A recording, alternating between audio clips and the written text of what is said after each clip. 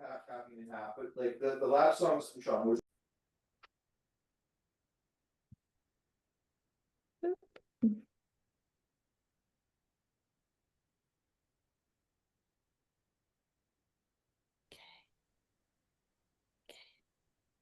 Hello. Hello. Hello, Hi, Sarah. everyone. Hold on, I'll put on my video, I guess. There I am somewhere. No? Hi, Barbara. Hi. I must be there somewhere. I see Hi, you. Melissa. We can see you. Okay, that's great. Yeah. See you. Hi, Hello. Christine. You're traveling. I'm on a train to Kingston. Oh, I love it. I love it. Why not, That's right? so great. Love. Okay. Should we give it a couple minutes or would you like me to begin, Karen?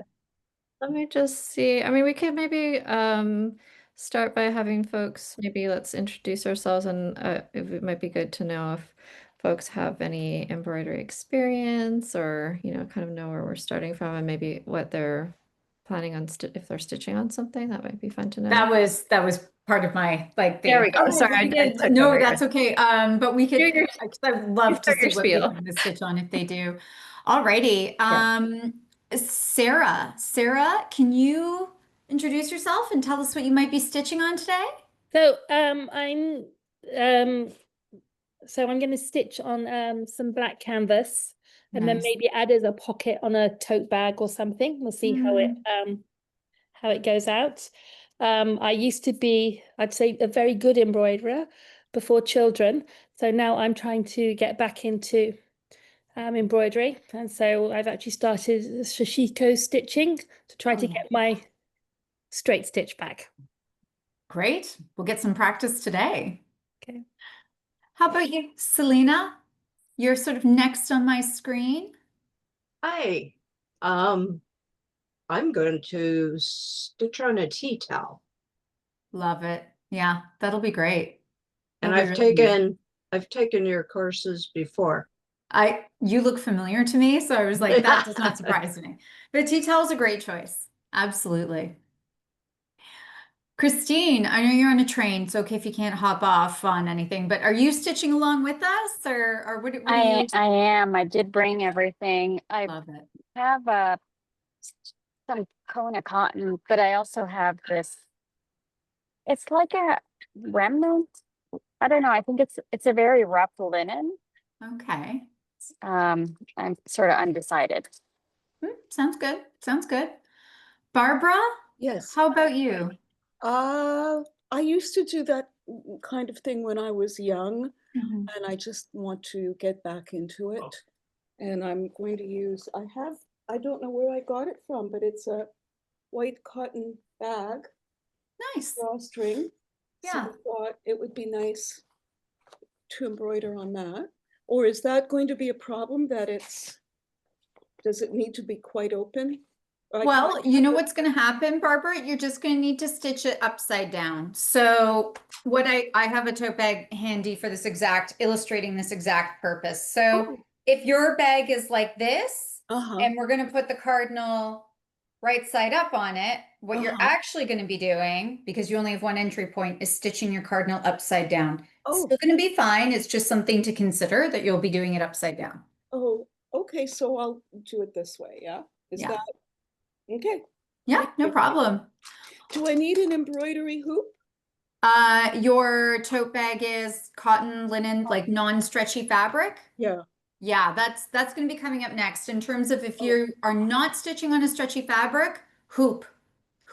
Embroidery hoops are great for that because it gives you lots of stability. But if it's on a stretchy fabric, like a knit of some kind, I'm going to be stitching on a hoodie, then I don't recommend it because what happens when we put a stretchy fabric in a hoop, we pull, the odds of us changing the fabric tension and then our embroidery stitches on top.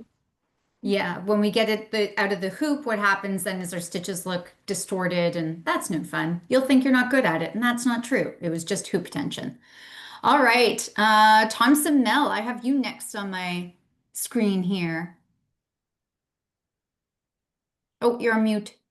Sorry, my name's Melissa. I think that's just Melissa. my work, the way my work computer does it, and we're on my Okay. work computer, so I apologize. I'm Melissa. I'll see if I can change that while you're chatting.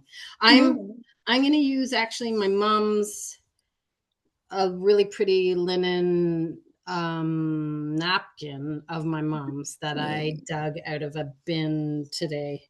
And it's really soft and pretty. I'm not sure what I'll do with it, but in some ways, because it's my mom's, I don't know that I necessarily need to have a purpose. Yeah, we're having fun with this, and we can always Yeah. decide sort of after the fact. We can talk through like some of the fabrics and things like that. Like afterwards, if you're stitching on a bit of scrap fabric, maybe that's something you could turn it into a patch, or other ideas. Or I like the idea of the black cotton canvas, and then making maybe like a pocket on a tote bag. So there's some things that we can do to kind of figure out ways to incorporate that, because you're going to love it. The results are going to be amazing. You're going to be like, oh, I want to use this. Okay, Nadia, I think I have you next. If you feel like popping on and telling us a bit about your previous embroidery experience, if any, no problem if you're a beginner, and what you're planning on stitching on. I am just doing, hi everybody. I'm just gonna do a little bit of, it's like a linenish sort of material. I've done a lot, like I've always dabbled in embroidery. I've tried the thread painting once before and bombed. Okay. But definitely always jump in very overambitious. I'm like, I'm gonna make this look so fantastic. And then I'm like, well, there's stitches. So I'm excited to learn some from you. Great. That's awesome. That's totally what we're here for. And also too, when it comes to embroidery, I find that it's a lot like impressionist painting strokes. Even if it's not perfect, you still know what it looks like. Like the final result is still the thing, right? Like at the This end is of the this, hope. you're still going to have a cardinal, and people will be like, yes, that's a red bird. That's a cardinal. They won't. I'm so sorry if you can hear one of my cats just deciding to sing the song of his little furry people like 10 feet from me as loud as possible, because he waited until now to meow. But yeah, that'll be great. All right. Am I missing anyone who wants to hop on? I know we got a lot of people who signed up and are like, I'm here for the replay. So hello, replay people. Okay, then I guess it's my turn. I'm Julie Crawford of Knitted Bliss Stitching. I am a longtime knitting pattern and embroidery pattern designer. I absolutely love embroidery, and I love knits, and I love all of this wonderful crafty world. And I've taught my cardinal workshop a few times already, and it's a really nice way to kind of get ourselves into some beginning thread painting in a way where we're doing it together. It's going to be a lot more simple to be able to sort of tackle this. My whole ethos around embroidery is that it should be fun and it should be relaxing. So please know there are no embroidery police that are coming to check your stitches and say, oh my gosh, there's a knot, or oh, whatever. No, no, no. None of that is happening, right? We want to enjoy the process. We are here for the ride. So I'm going to switch to this little guy here. This is going to be the camera. It's going to be right over my hand, so you can see what I'm doing the whole time. And periodically I can toggle back to my face. But otherwise, let's dive in. Let's do this. So let me just switch to my other camera. Alrighty, great. So I'm just going to up it a tiny bit here. And then I'm also, there we go. That seems better, doesn't it? Got a slight shadow, but that's okay. That's the thing with the light fading so early now. Normally, this room has great light, but only if the sun's actually still up. So, one of the things that you're going to have here is you're going to have your stick and stitch for your cardinal. Today, I am going to be stitching on a hoodie. This is what I've decided to pick. And so for whatever the fabric is, now I'm just going to repeat, if you are using a cotton, linen, something that has no stretch, an embroidery hoop can very much be your friend, just to help give you that stability. All right. I'm not going to be using one because I am doing this on like this sort of cotton fabric. It's not super stretchy. I could hoop it if I want to. but there's a couple of things I just want to talk through about the difference for the type of fabric if you are going to hoop it. And the thing is, what can happen for certain fabrics, particularly if they're thick, like a knit of some kind, is you can get hoop burn. Because the fibers can get crushed inside of the inner hoop and the outer hoop. The other things too that can happen is you can distort your tension, because if you've overstretched your fabric in the hoop, you embroider it, then you take it out and you wash it. Well, now your tension's changed and all your embroidery stitches are going to look strange and distorted, and we don't want that. You're going to be unhappy, and I don't want you to be unhappy. I want you to be very happy and love embroidery. So here we go. So you're going to have this. Oh, hang on, let's just get that focusing. Maybe it's too bright. Is it too bright? Might turn off some lights. I feel like I'm getting the whites blown out a little here.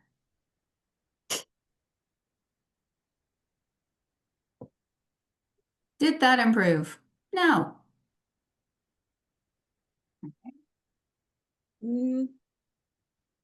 I just see white. Yeah, I know. Just like, I swear there's something here. Okay. Hang on one more second. I've literally turned off every light in my house. I'm sitting in the dark now. So this is funny. Okay. That's so Just unusual. one out. Okay, what I'm gonna Hey, there we go. I feel like this is like a magic trick somehow. Okay, so what I'm going to do is I'm going to peel off the back of this. This is a water dissolving sticky back stabilizer. And what I love using these for embroidery because I find they just give you this really great template that allow you to basically do adult coloring with thread. So I just peeled it off. One side is sticky, and this side has my design, and I am just going to plunk it onto my hoodie. My fabric is flat. And there's my cardinal. Okay. I have a question. Yeah. Yes. So here, I couldn't understand really. Here's my bag. The top of my bag. It's hooped. Yeah. Yep. And why would I do this upside down? Why would I? Why would No, you're going to put the bird. So here's what's going to happen. Yeah. Okay. So I'm Isn't just going the to head flip of the cameras bird for a going second to here. be pointing to the top of the bag? Is my question. I'm going to turn this light off. Okay, so what's going to happen, right? You've got your tote bag, right? Yeah. You've got it hooped. Yeah. And you're all ready to go here. Yeah. The cardinal is going to be the right way on the tote bag, right? It's Yeah. just to stitch it though, for you to actually stitch this, Right. you're going to end up doing it upside down. So here, I'll show you what I mean. You mean an inside out? No, not Oh. inside out. Do you see how like your bag is closed, right? Yeah. So the thing is, what's going to happen now is, now I have too many lights off. What's going to happen is that, do you see how the bird is upside down? It's upside down because there's only one opening to the tote bag. Right. Yes. So you'll be stitching the bird like this. Do you see how the bird is upside down? Okay. That's Okay. only going to be while you're stitching it. Once you're finished, it is totally going to be the right way around. Okay, It will okay. totally be this way. Okay, sorry. It's just in the meantime, because I don't want you to go through the process of embroidering this cardinal on your bag, and then when you're all done, discover that your bird is upside down on your No. finished project. Okay, thank you. I have a question. Yeah. It looks like you photocopied this bird onto the stabilizer. No, I believe they are printed. So I draw these by hand. I do it in Procreate. And then I create a little PDF. So I took the bird and I repeated it many times. And then Karen has very kindly, I sent her the printable files and she got the stabilizer and she printed them on there. So this is, now I know my printer really well. I do this all the time. And I know that with the thin lines and the fact that it's like a dark gray rather than a black, this is not going to sort of pollute any of the colors of our threads. Or the fabric that we are going to be stitching on. Okay. If that is helpful. Get a little more light. There we go. Okay. How are we doing? Good. I love that people are asking questions as we go, by the way. I think that is very, very helpful. So the first thing I want you guys to do is we are going to get our Cosmo, our brown. This is the 2311. Oh, hang on. Do we have a little mirroring issue? There we go. That's better. 2311. Oh. This is the brown. And what we're going to do is we are going to take 2 strands. So I've just pulled an expanse that's, they say generally speaking, the length of embroidery thread should be from the length of your middle finger to your elbow. I think how long you like your embroidery thread is a very personal choice. Some people like it a bit longer and some people like it a bit shorter. So we are going to take 2 strands. The easiest way to separate out your floss too is to grab just a single strand like so. I'm just holding the rest and I'm pulling 1 strand clean through. And then if you do that again, then you will have your 2 strands that you need. This way you don't have to work too hard to untwist. They'll just 1 strand at a time will just seamlessly pull through. Now I'm going to put them back together, lining them up. So I've got my 2 strands of my 6-stranded floss. Has anyone never used 6-stranded embroidery floss before? I must have. I think I have, yeah.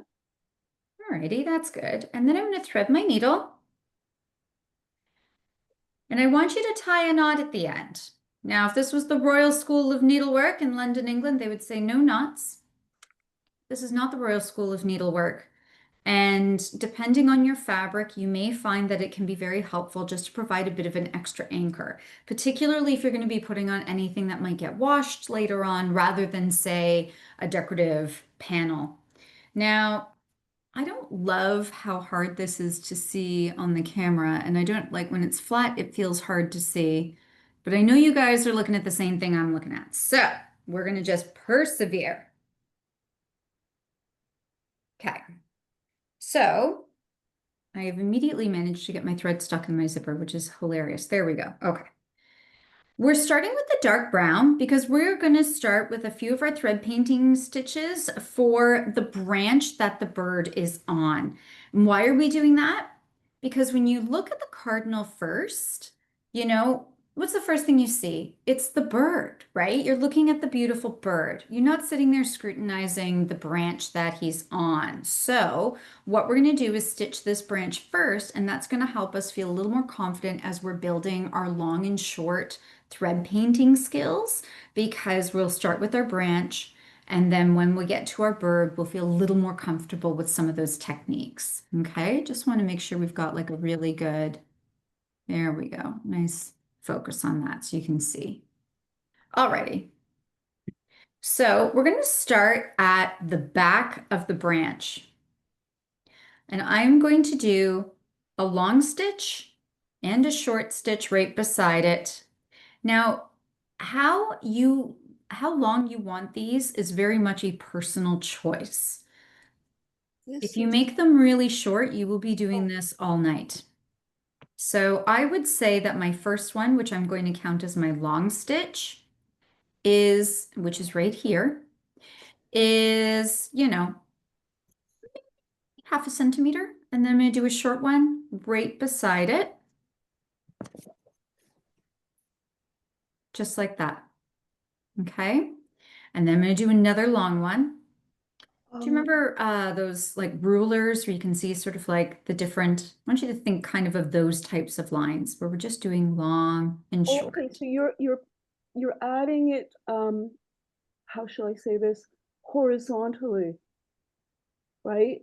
You're building from the bottom, like you're not going along the line.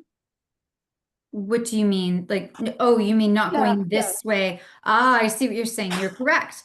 We're going to start out with the thickness this way, and then we're going to keep building. It will actually be much harder to do thread painting if we stack it in long lines. It's easier if you're trying to fill in your shape. So we're going to be filling in our shape as we go with our longer stitches and then our shorter stitches.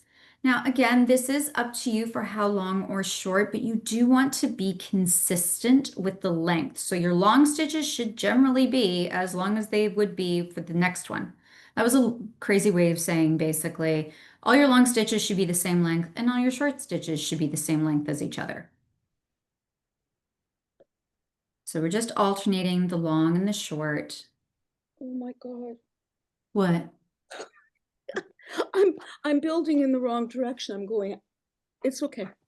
Oh, you're starting like this way, like going from. I'm going in the wrong direction. It's okay. It's It okay. is okay. No, It is no, 100% okay. I will undo it in a second. That's fine. Sorry. I mean, you're welcome to persevere. Like, there's no embroidery police, right? Yeah, So, yeah. I'm not coming for you. I'm not going to smack your embroidery out of your hand because you did it the other way. That's lucky. So, I'm just doing my last line here. Sorry, sorry about that. Um, can you explain that horizontal or vertical, like what direction you're Okay. going? I think I missed where to start and what direction to go in. So here's the cardinal and here's the branch, right? So I'm right over here at the base of the branch and I'm starting with a long stitch and then a short stitch beside it, a long stitch, short stitch, and I'm sort of alternating in this tiny section here. We're going to build our stitches out this way. Now your stitches can be as long or as short as you want, but your long stitches should all be the same size and your short stitches should all be the same size. Does that make sense? Yes, I think so. Okay. So then what we're going to do is the places where you had a long stitch. So I finished with a long stitch here. So now I'm going to do a short stitch on top, almost like a back stitch. Like I'm going to connect it right back in there. So do you see how there's this little space here where I've come up? That's my shorter stitch. And now I'm going to go back and join it to that longer stitch. So basically, there's a certain amount of alternating. And I want you to picture, so now I'm going to do a long stitch to connect in with the short stitch. I want you to picture if you were coloring, like adult coloring with thread with a pencil crayon, and you kind of do this back and forth movement when you use a pencil crayon. That's kind of what's happening here with our thread. So we're doing the longer stitches and the shorter stitches. So I just want you to think about that. Where there's a long stitch, you're going to put a short stitch on top of it. And where there's a short stitch, you're going to add a long stitch. And there's no reason, like if you feel like there's a space, if it looks like it's too big, add an extra stitch and fill it in. Okay? It's okay. It's one of the reasons why we start with the branch, because we want to get comfortable with these kinds of techniques insofar as we can get comfortable in 2 hours before we start working on the cardinal, because when everyone's looking at the cardinal, this is what they're looking at, the bird. And the branch is a really nice detail, but it's not the thing everyone's focused on. How much are you overlapping these stitches by when you come back? It's not a direct back stitch, you're just going a bit, you're overlapping it slightly? Sometimes I am, but I wouldn't say here. Let's see if we can get really close. Do you see my stitches? Not really. Oh, So some places it looks like you're going overlapping, in other places it doesn't. Is that just a choice? I think so. I think it's just the room's a little darker than I would have loved, in order to make it visible. The stitches for this, like I am trying to do sort of the long and then the short and then joining them in. But if I see any of the white stabilizer underneath, then I'm definitely going to be making a point of filling Okay. that in. Okay. So some stitches are longer than others and then the shorter ones. But then if I feel there's a gap, and I do feel like, I could use a little something right here. You see where the tip of my needle is? And even though I'm already past that section, I'm totally going to come up and fill it in. There we go. So again, I want you to think of, so now that I've done this other row, now on my edge stitches, those are shorter and the longer ones are sort of the alternating. So now I'm going to go back to doing the longer ones. So I'm coming up ahead. I'm going back to join it. You can overlap them. That is not a problem. So you're doing, this row, so you're doing long to, no, you're doing long to long, and then you're doing, no. Nope. So it's long, short. What if I got a pencil and paper? Maybe a little demo might, like can't- if I draw it out, that might make more sense. Okay. But I mean, when you do that second row, is it, you do all the shorts and then you're alternating, or you just keep building, but in?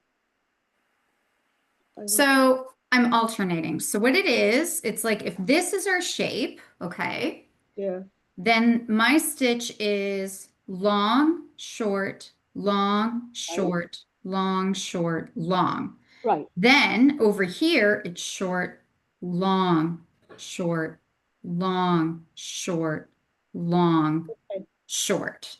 Then when we're going back, then it's long, short, long, short, long, short, long. Okay, great. Does that help clarify it? I somehow thought you were doing, oh, okay. No, we're good. Thank you. Okay, just thought perhaps if I drew it out, that it Yes. might. So we're sort of alternating those long and shorts. So when you're looking at what you're going to be stitching next, on top of it, it should always be sort of the opposite of what it is. So here's a short stitch right below it. So this is going to be my long stitch. Mm-hmm. I have a question, if possible. Sure. Do you recommend like a density of stitches per like quarter inch? Like it's probably an arbitrary thing, like a more of a vibe than a feeling than a number, but like for the branch in particular, because we're working on it, would you Right. say like 6 across or 8 across or? So with the 2 strands of floss, I have, let's see here, 1, 2, 3, 4, 5, 6. I have about 6 across personally, but please know that embroidery, like many other things, people's gauge and perception of size changes. So I find even in embroidery workshops, even when we're all in the same room and we're all using the same materials and we're all doing the same things, sometimes some people will have a slightly bigger or slightly smaller variation, you know, because we're all individuals and we have a tendency to kind of do things a little bit differently. Some people stitch always inside the lines. Some people stitch right to the lines or slightly over those lines, you know, and then some people like them really densely stitched and they add lots of extra stitches to make sure that it's, you know, very covered. Other people, they like it a little more sparse. I'm not here to suck the joy out of your embroidery experience or the way that you personally enjoy stitching. So how dense you want that branch is up to you. If you decide not to bring your stitches close together, it will have kind of a mottled look that could be, I don't know, snow on a branch perhaps, or you know, or just a bit of different texture in the bark, those sorts of things. So there isn't a precision to exactly like everyone should only have 6 stitches across. And if you know, if you're not filling in your branch in 6 stitches, you're doing something wrong. I don't believe that for a second. I want you to think about that adult coloring with thread, you know, that kind of movement where you're kind of making that jagged back and forth.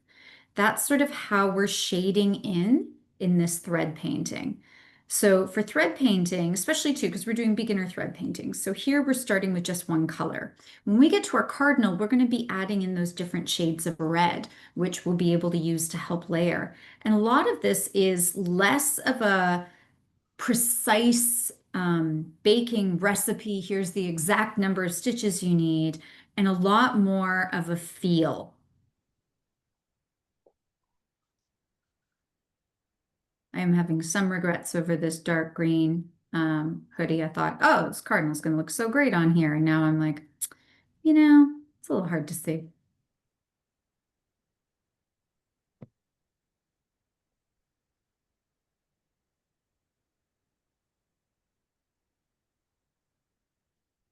You may need to poke around at the back as well sometimes. I find that some people embroider in such a way where they never have their needle coming in from the back. I think especially too, there was a school of some embroidery, particularly if people learned in home ec, where they were taught to always keep their stitches on the surface. The problem with that, like in this technique, the problem with this is that when we're using a stabilizer to create more complicated shapes, that becomes really tricky because you aren't entirely sure if you've caught all of your fabric at the back. And so I really recommend that you always, pull it straight up. Whoa. Okay, maybe don't hit your camera like I did. Let's get another autofocus on that. There we go. And then bring it through to the back and pull the needle through in the back. This is going to lead to the cleanest results. I'm getting to my bird's first leg here. So what we're going to do is just work around that. So I'm going to use that line for the leg, and that's going to be how long those stitches are. And then I will pick it up on the other side. I can't, I just can't see the outline of your bird at Okay. all. I don't know Alrighty. if others can, but I can't actually see what you're doing. I can see your thread, Right. can't see the picture. Okay, let's try something else then.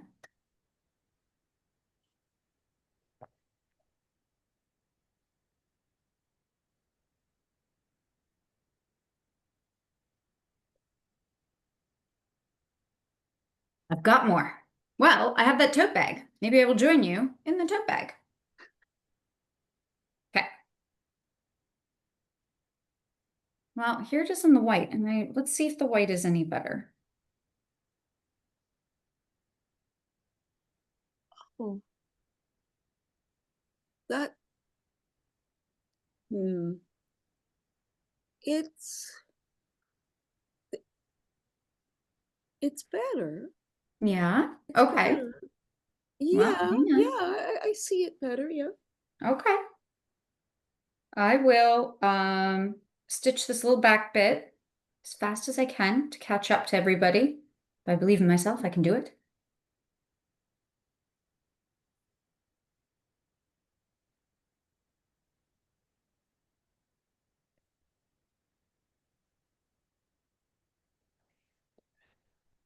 Okay. Alrighty. What I'm going to do is see about flipping it.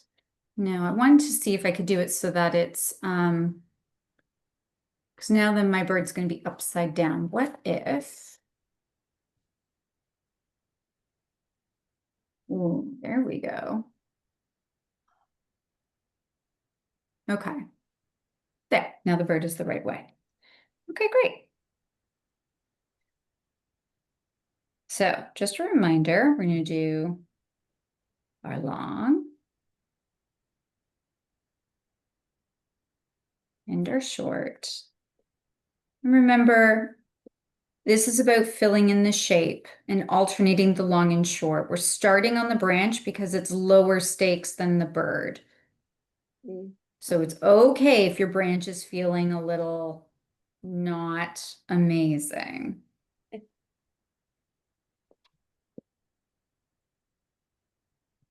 So I'm doing my longs and my shorts.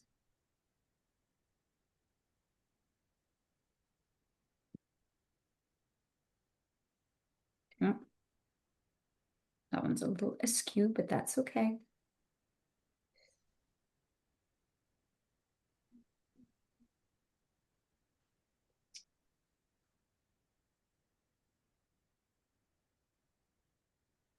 There we go.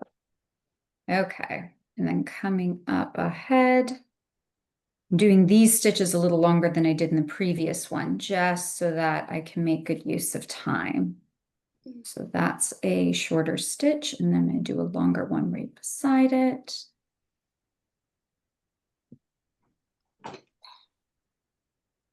Okay. Oh.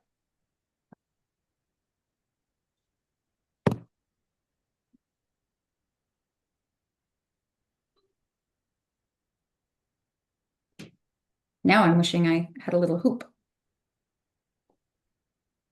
Because this is a different type of fabric for sure. Let me get my needle on the right side of my stitching.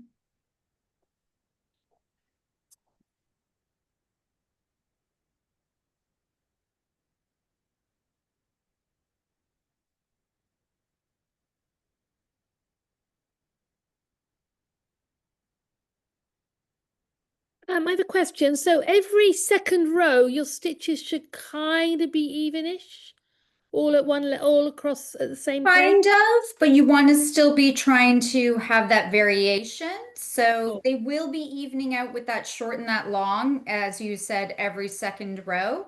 And then you're just going to try, do you see right here, like you'll stick in those Yeah. stitches and then help provide that overlap. Yeah. Okay. Thank you.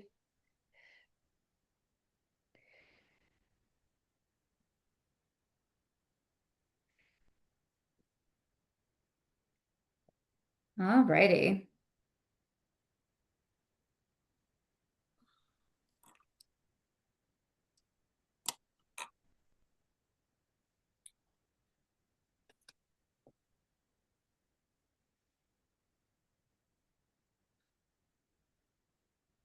So one of the things too that I just had on my Instagram stories, and I should make it a static post, but there was Spirit Day, which was basically Blue Jays baseball day, all over Toronto for every school on Friday. And I wanted to get my son something. I lent my daughter my Blue Jays t-shirt.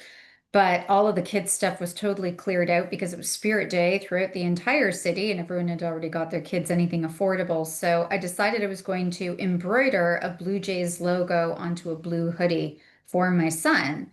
And I did it. I got a picture of the outline from the internet and I printed it on this stick and stitch. And then I filled it in using this exact thread painting technique, these long stitches and short stitches. I figured out the colors of floss that matched the logo pretty closely, and I just went for it. I have to admit, I was stitching like until midnight to get the logo onto it so that he was all ready to go for Friday morning. But you know, it worked.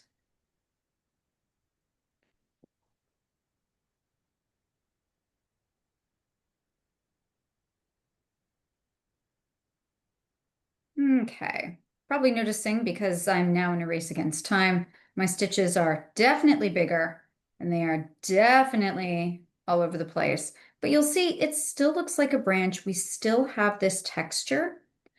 The other thing I'd like to remind you too, as you're stitching, is that you don't want your threads to be biased. You don't want them to be twisted like applied yarn. So you may need to periodically twist your needle in the opposite direction so that your threads are laying side by side while you're stitching. What this does is it helps to keep your stitches looking even smoother.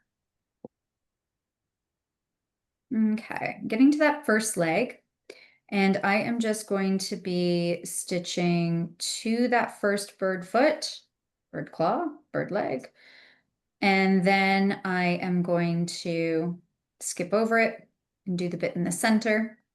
Now here, where it feels like all our stitches are getting even, I'm varying my length on the other side about where I'm putting my needle down to meet the rest of my previous stitches. It is okay if some of those layer.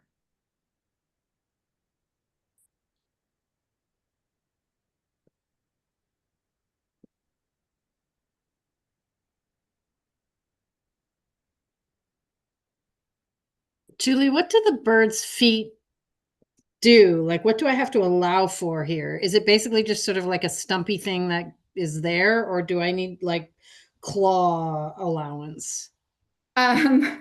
So this one here, like this leg, here, we'll go back Maybe to just show, is there a finished one? Yeah, show me yeah. that.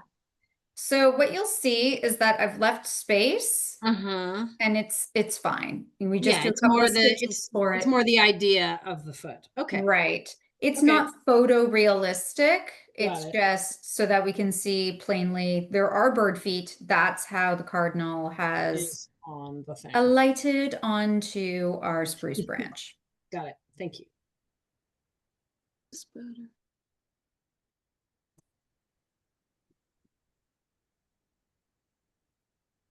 Okay.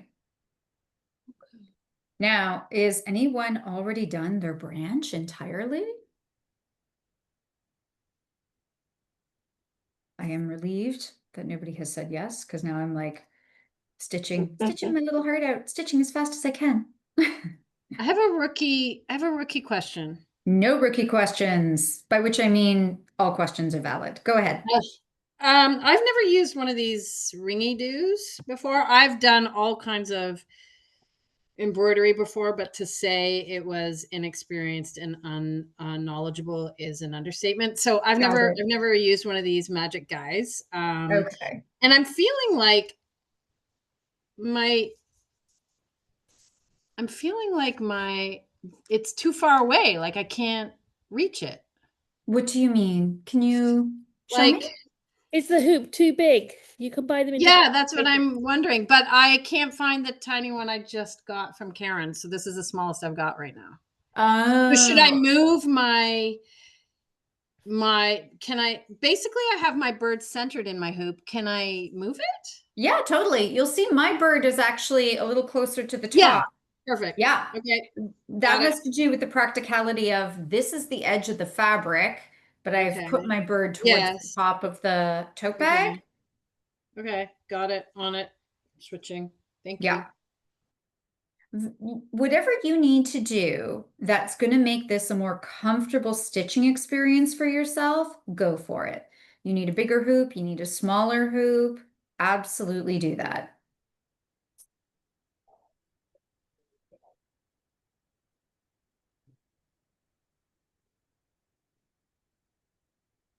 Now, it's okay if your branch is feeling weird around where the bird feet are going to be.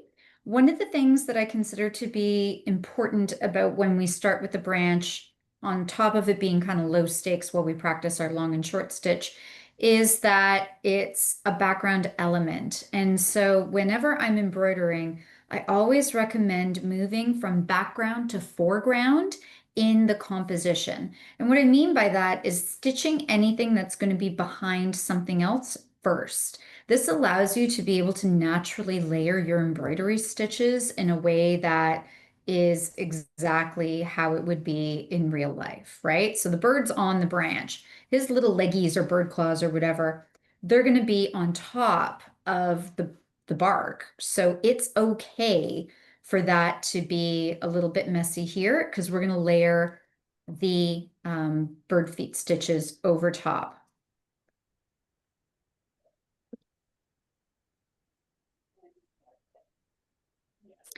I'm getting to the end here, and then we'll be moving on to doing some of our straight stitch with our spruce tips.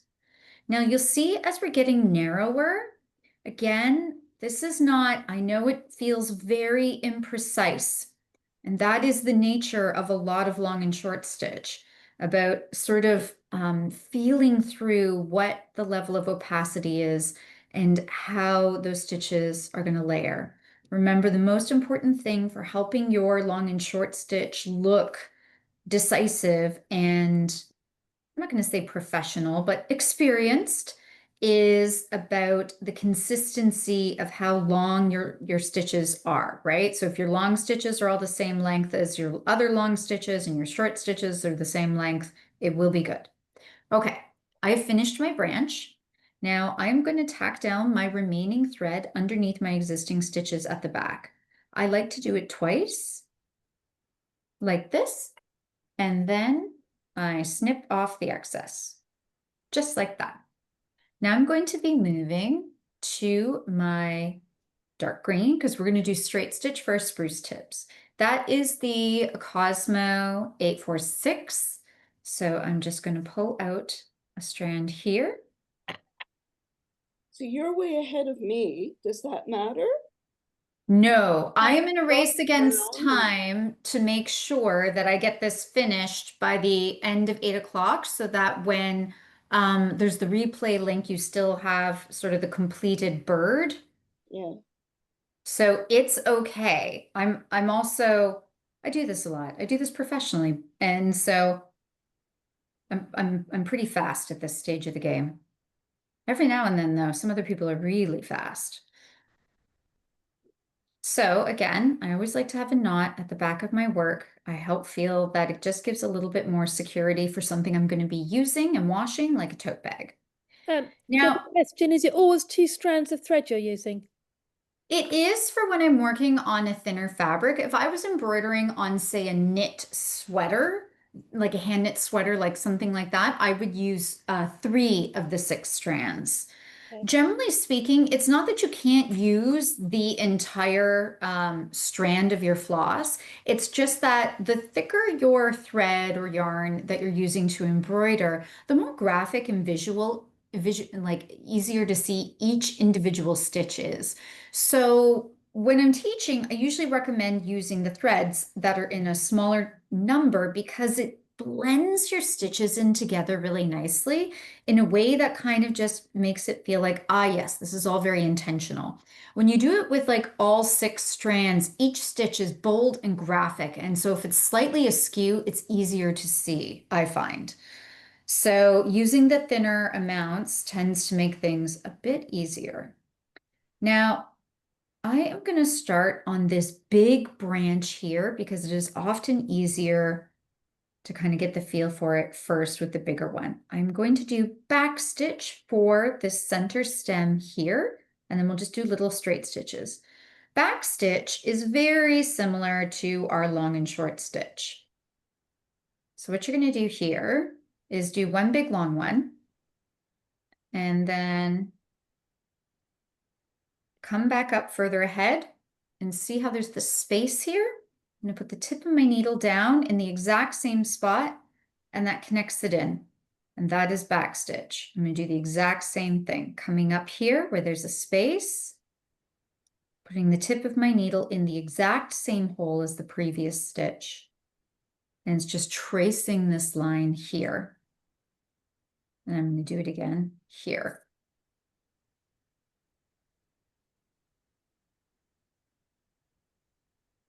Okay, and then now that I'm at the top, I'm just going to do straight stitch, and we are just tracing those lines with thread. It's okay if you pierce the center one. It's okay if you work around it. Both will look good.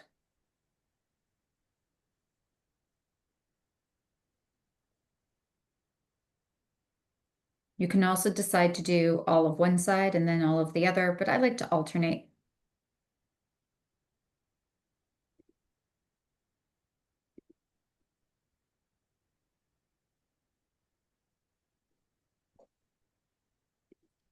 Spruce tips are very satisfying to stitch. They're just so lovely.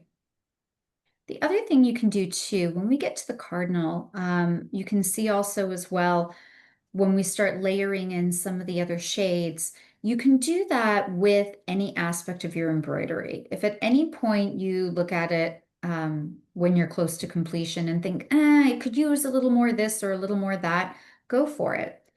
Being able to layer in more colors or more shades can add some extra dimensionality to your stitches. And if so, then like we usually can use just small quantities to just like give a little highlight. So you could always decide if you wanted to the same light brown that we do with the bird feet, you could decide to add in some, I don't know, lichen on the branch or something like that.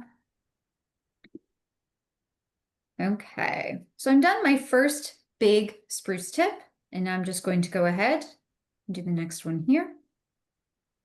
Same thing, back stitch for my center line. So coming up with that space, putting the tip of my needle back to meet that previous stitch. And then just tracing the lines of our spruce tips. Now, again, it is okay if you are not going as fast as I am. Julie, do you think it's a good idea, because I'm very slow. That's Should I okay. stop? Can I start doing the like put the brown thread aside and just start doing the green it just to try it while we're on like if I don't want to fall too far behind. Do you think Oh, that's well, I mean, there's always the replay. So I don't want yeah, I know. anyone to be concerned that they're going to fall behind because you will totally have an opportunity to do this again. As long as you're past the bird feet, yes. If you want to stop stitching and move to your spruce tips, absolutely. I just want to make sure you're past your bird feet so that when we go to stitch our bird feet, we can layer those over the branch really nicely.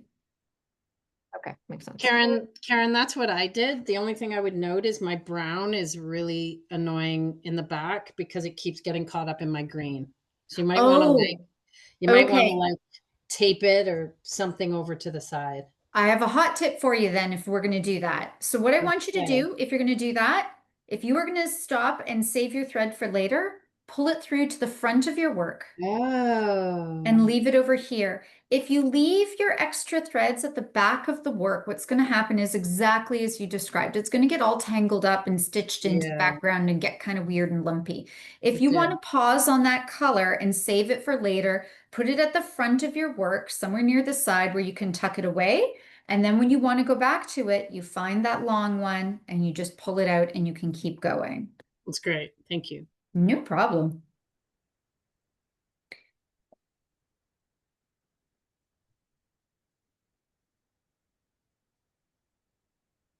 I like the spruce tips. They're very satisfying.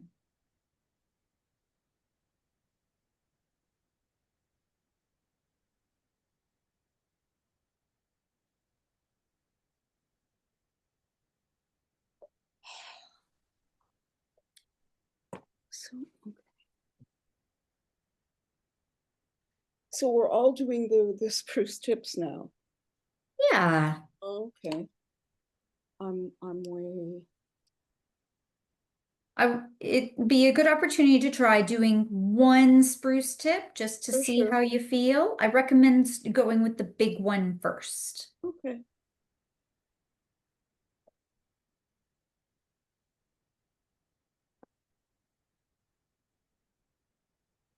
And remember, we're just tracing those lines.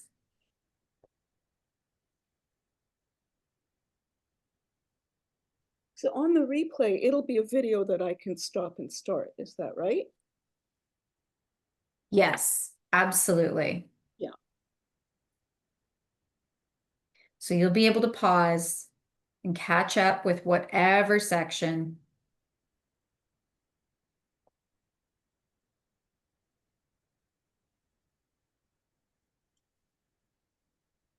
I have another question. I'm stitching on a black tea towel and I'm finding that the design is not as dark. I'm not seeing it as clearly. Is there any reason why I can't just like, put a friction marker or some kind of pencil just kind of over draw the line just so I can see it a bit more clearly? Yes, absolutely. What I usually recommend is generally just a normal pencil because this will wash out really well. I mean, if you do have one of those like wash away pens, that's great as well. But you can just draw on this with a pencil and add in sort of like darker lines, as you can see right there, right? Like here I am emphasizing my bird foot because the pencil lead will just dissolve. It won't affect anything. So that can help a lot.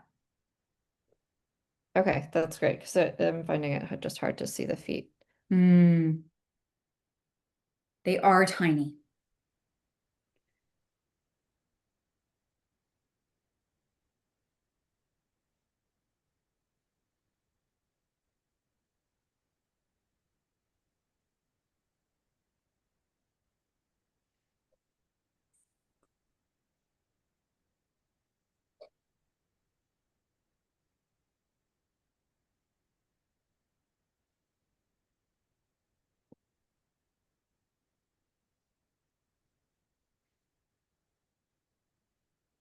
I'm noticing my thread's getting all twisted here. You can kind of see it at this angle. There's sort of like little twists. So I just untwist it in the opposite direction so that's looking nice and straight again. I'm dropping my needle. Here we go.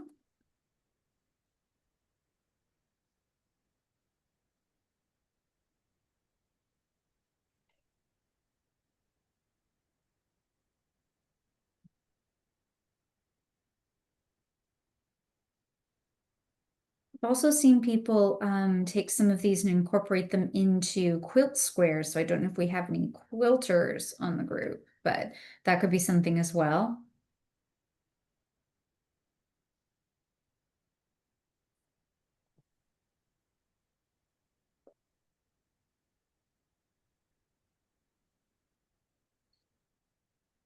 Okay. Hopefully everyone's on a spruce tip. I'm getting that one spruce tip sorted. It's nice to add the bit of the green to it because I know starting with the dark brown is not exactly exciting.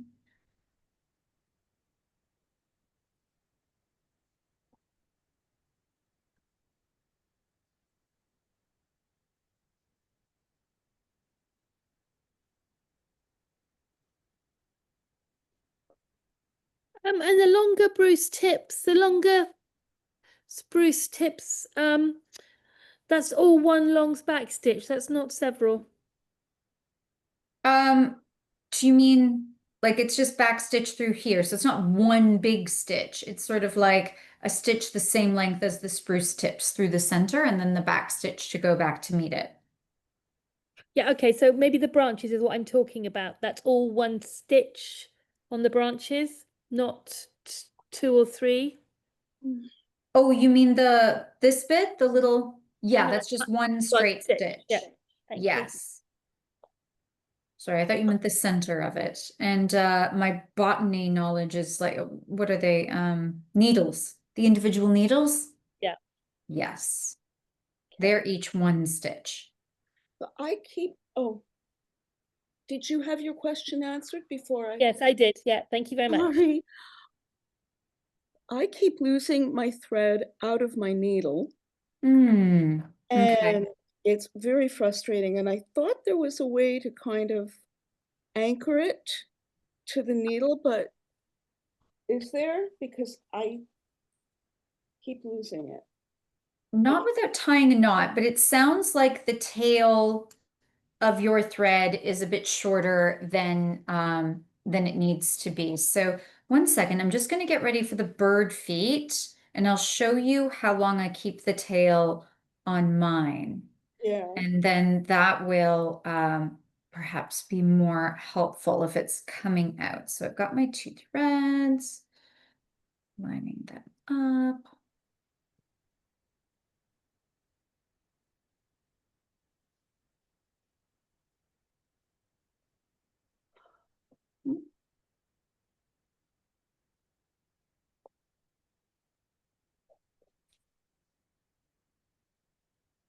Struggling to thread that in. Let's try the other.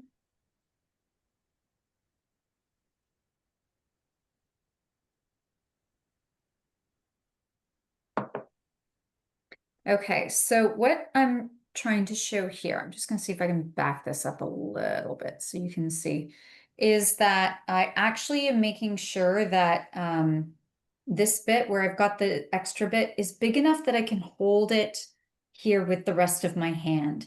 If it's too short, like if that tail for your thread is here, you're going to be constantly pulling it and pulling your needle off your thread.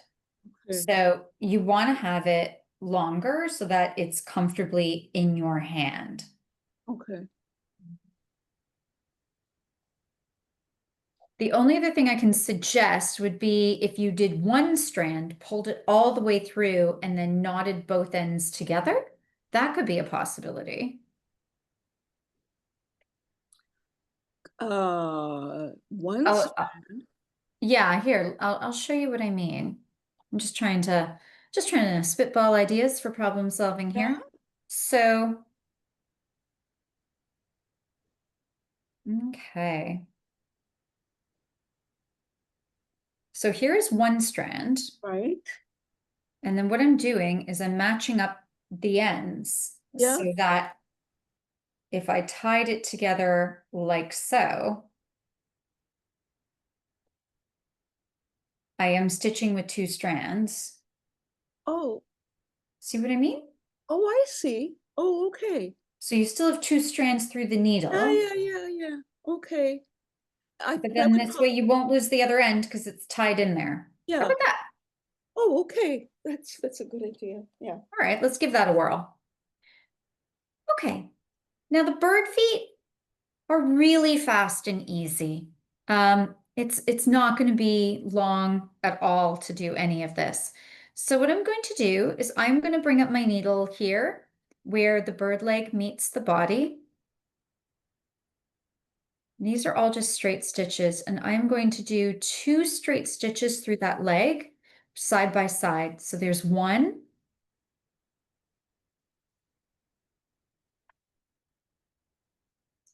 And then there's 2. And I'm going to do the same thing coming up here for filling in that little claw, that little bird toe foot. So I've got 2 stitches coming in here. If you need to add more to fill in the space that you left, that is totally fine. Then I'm going to add a little bit because I've got a bit of that bird claw. Oh, hang on. I still have my camera so far up from the needle threading. Okay. So here, and I'm going to do another 2 here. Sorry, what color is that? That is the light brown, the 383. Okay, thanks. No problem. Oh, Are you going horizontally? It's hard to see. It's really hard to see, but it looks like you're going horizontally. Or are you going vertically with the legs, like longwise with the legs, or little sideways with the legs? So the stitches are vertical. So it's Yeah, 2 okay. stitches. I came up here to go down Yep, here. So here to okay. here. Yeah, Then the next one was here to here. got it. Okay. Okay. Now I came up here and did one here, and I came up again, and I'm about to put the tip of my needle back see. there Okay, as got it. well. Okay, thank you. Just trying to think of, do we want more light or? I think it's okay. I think the challenge is it's hard to see what it's hard to see what the pattern wants us to do. And so it's hard to see where it goes, but I can see what you're doing. Yeah, I mean, for something like this, it is just an outline. So it's not like cross stitch where it's just like, and there's only one type of stitch and you're going to do it this way, and that's how you fill in the shape. So because of that, we are doing a lot of sort of choose your own adventure on this. In terms of where we're going, like we're just sort of doing here where we're just mimicking these same stitches from before, from I can the totally sample see. bird. Yeah. Okay. So that's kind of the goal. And remember, it's all going to turn out. It will. It's going to look like a cardinal. We're just starting with all the background elements first. So it's feeling a little like, what is this? But it's going to come together. So there's these long stitches for the leg. And then I'm going to do a couple more for each of the little bird talons. And there's my cat again. He loves birds, but not for the same reasons I do.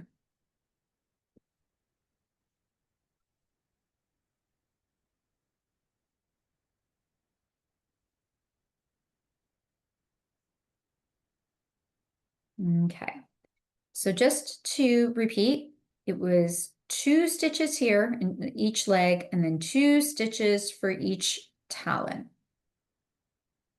I've done his little legs. I'm going to tack that down. Now it's okay if you're still working on your spruce tips, but I would love for you guys to move to our shade of red.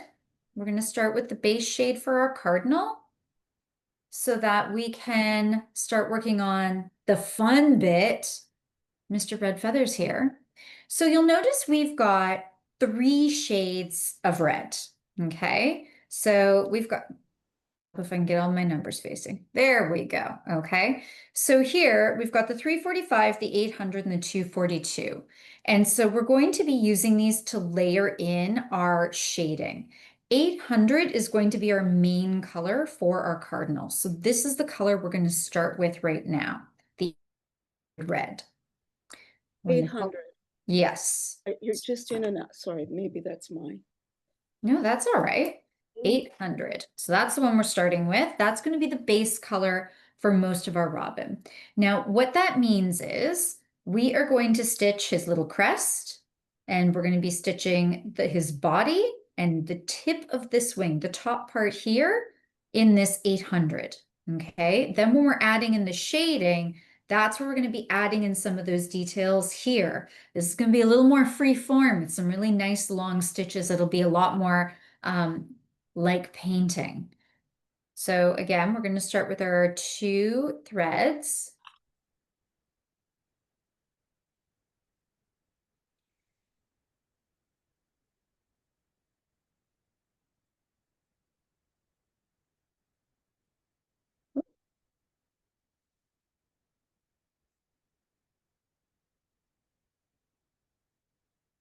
Oh, are you speaking? Nope, I'm Oh. still here. Sorry, I was just threading my needle.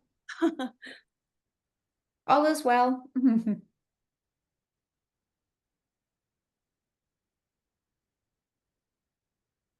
Okay. So where I'm going to start, actually going to start here. Okay, I'm going to start working through, let's do some nice big thread painting through the body of our cardinal. So I'll come back and do the crest after. So you remember how we were doing our longer stitches and then our shorter stitches on the branch? We're doing the same thing, only now we're doing it in the 800 shade of red. And we're going to be filling in a lot of the cardinal with this color, using the other shades to give us some more of that contrast. Are you going straight to the edge of the wing? No, you're not quite going all the way to the edge of the No, wing. I'm not. got It's it. here. Oh, There we go. okay. Just to give a little more definition there. That's perfect. No, we are, because I want to be able to layer in the stitches, and I could almost do it in the opposite direction, same thing, and just have them like nicely overlap in the center there, because that's a small space. Okay. Now the black we're going to do after, and you'll notice that it's drawn and the edges are a little jagged, and that is by design. So don't worry if it feels like things are in different spots there. They are in different spots, and our black thread, when we come through, will be able to cover it up and give that jagged edge back if it feels like yours is getting a little too precise. So I've done this section here. I can go all the way here and then come all the way back up, but I'm actually just going to come right up now and fill in. Again, if you were thinking about what it would look like if you were coloring in this shape with a pencil crayon, right? You might very well find that you're coloring in one section at a time.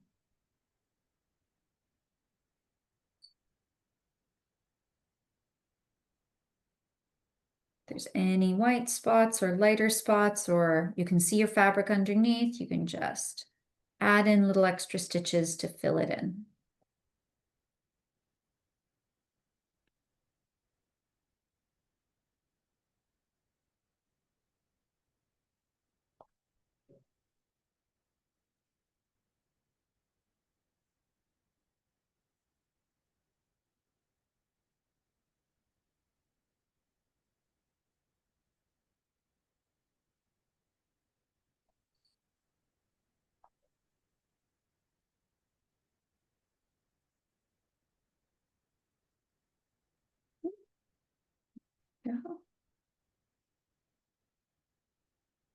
Okay, so you can see sort of how that looks as we're coming in, Just doing our back and forth, our long and our short. Getting this tote bag handle in the way. There we go, let's move that.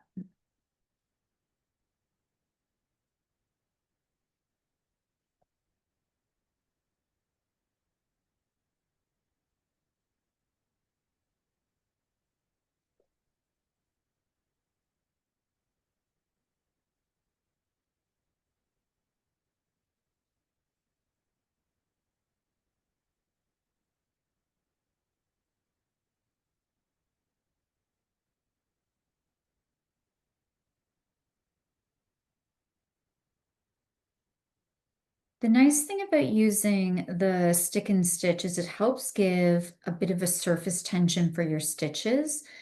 You don't want to be pulling so tight that it feels like your fabric might be puckering underneath. You want to keep things loose enough that your threads are flush with your fabric, but also not so loose that they're going to get caught on things. And the nice thing about using this kind of a stabilizer, besides the fact that it gives you a template that you can fill in on any type of fabric and to do a complex design like, for example, a cardinal, is that it helps those stitches really stay on the surface of that fabric. It's if you're a tight stitcher, this can really help keep things from getting too tight.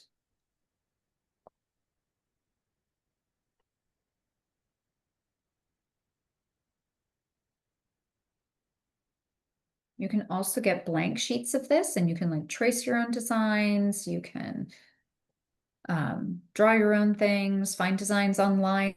The only thing is, if you are using a printer, I always recommend thin lines and doing it in sort of a dark gray, like a graphite pencil sort of shade, so that you don't end up with computer ink potentially bleeding all over your beautiful embroidered stitches or your lovely linen fabric. We don't want that.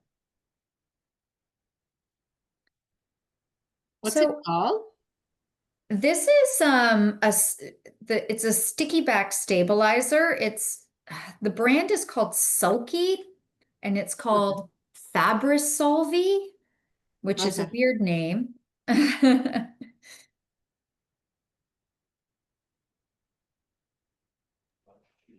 Just when We you sell it in a couple different ways at the workroom, just if folks are interested in it. Awesome.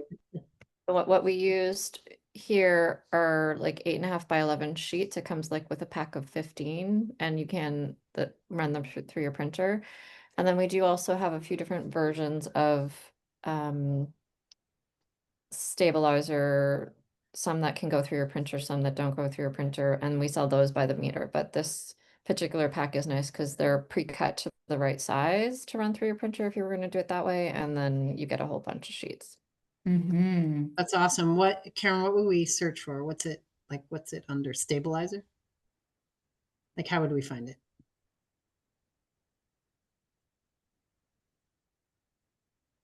Sorry, I'll post the link in the chat. Perfect. Thanks. So I just want to point out here that, you know, as we're coming through, we're just sort of building out the shapes, but I'm still keeping the direction of my stitches going this way. I'm not suddenly curving everything around. You can, but I am keeping them in the same shape. What this is doing is going to help to really give that idea of the feathers on the body of the bird that will keep it very separate from the wing.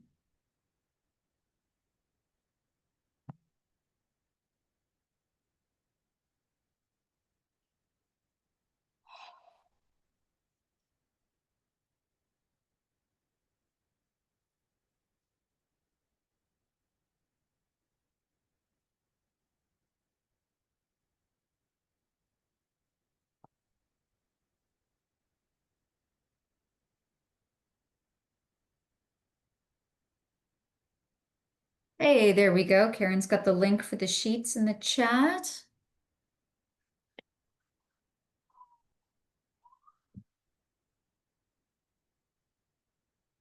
There we go.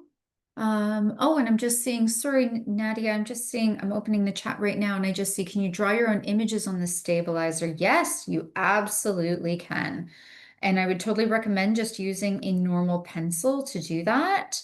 It dissolves really well, and then you don't have to worry about whether or not the ink is going to affect any of your design.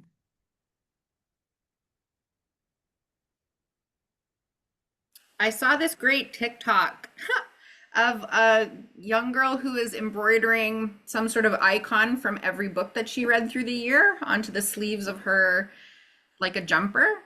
Oh, that's so fun. And I was like, it was a great little, like, you could do that on a, like, if you were traveling, or like a year in stitches, you could do like every month you could do a different stitch, or every week a different little something.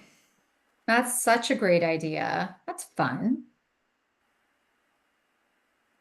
Embroidery can be a really fun memento, like especially too if it's a small piece like that. I haven't seen the TikTok, but you know, like it doesn't have to be a huge piece, and then it's something that you can probably accomplish like in a few days. Oh, I'm getting off my camera there. There we go.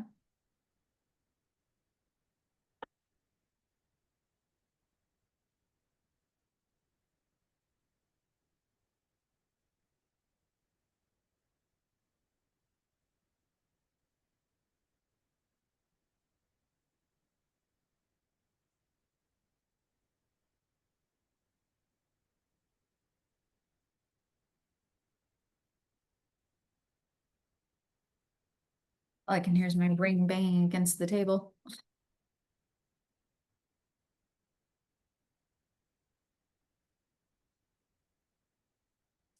These could also be cute holiday ornaments as well, or like gift tags. Or what do they call them? Present toppers.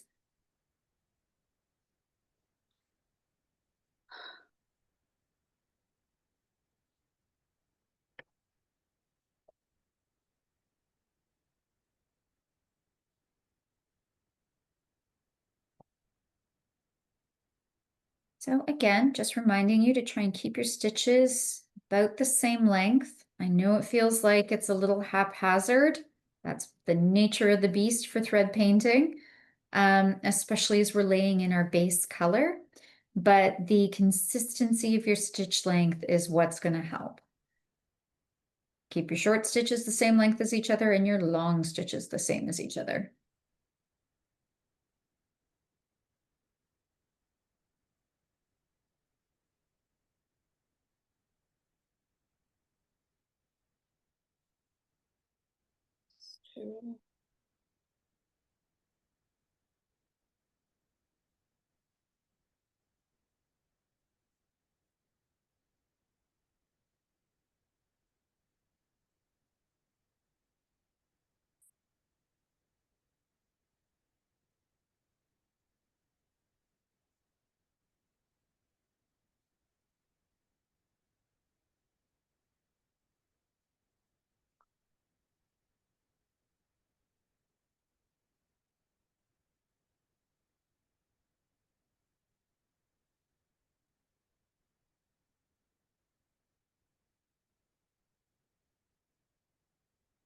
All right.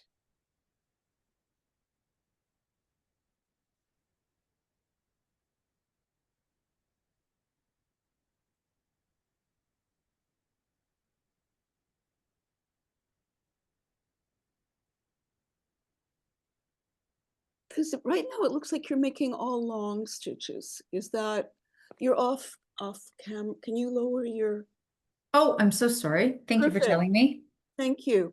But it looks as if you're doing all long.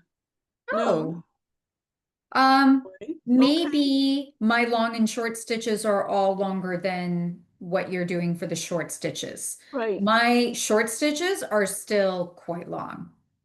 okay. That is my personal preference. Yeah. So it probably feels like they're all the same length. But my long stitches are quite long. But here I can show you, especially I'm at a natural edge here. I'm just going to connect this one in. Like that's sort of a long one, Uh-huh. but then this one is a short one. So it's a bit shorter than the previous one. Okay, all right. But they're all probably, by most people's definition, longer stitches. A lot of that has to do with the fact that I like my stitches longer, generally speaking. It is a personal preference. And then also too, I want to make sure that I get it finished for everyone before the end. So I need to make sure that my cardinal's done. I'm in a race against time, but everyone else gets to relax. But it might be easier to see when I do it here, where it's not immediately growing out of the previous one, where it probably looked like everything was all the same length. Yeah.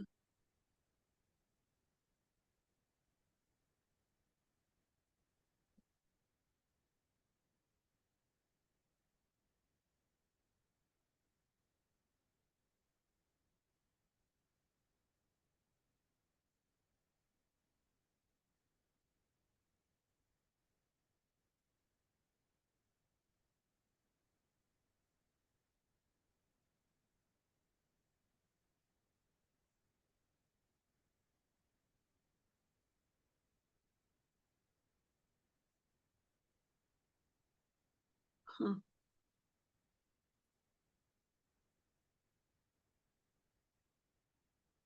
So this is like one of my shorter stitches.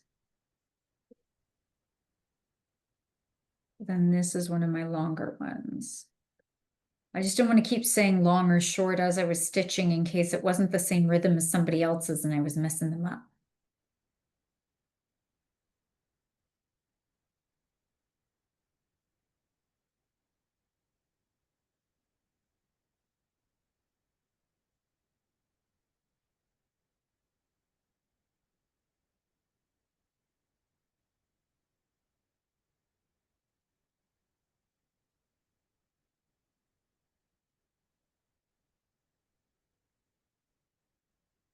When you're getting to the areas around this particular leg where the red goes down very slightly, I'm just going to show you on the finished one.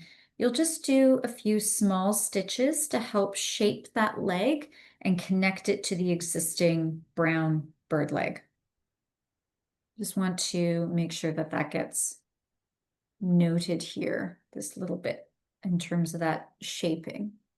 I'm going to start doing it here as well.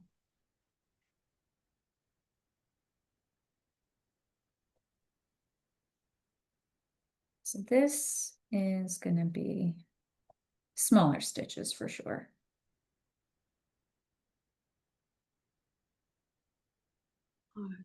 Particularly at the very top where I'm trying to get the red and the brown to meet. That is a really small stitch, right? Right there. And then it's just going to be slightly bigger above it to help build out that curve.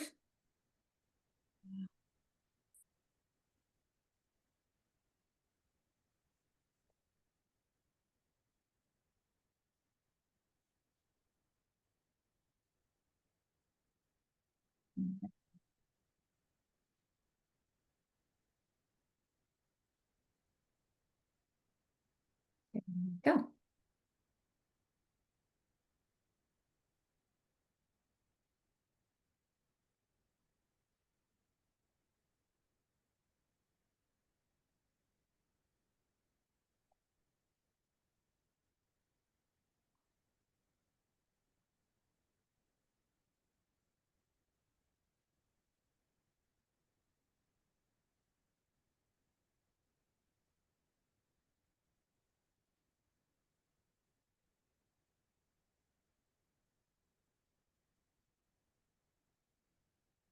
Just a reminder, if your thread's starting to twist a bit in your needle, to untwist your needle in the opposite direction.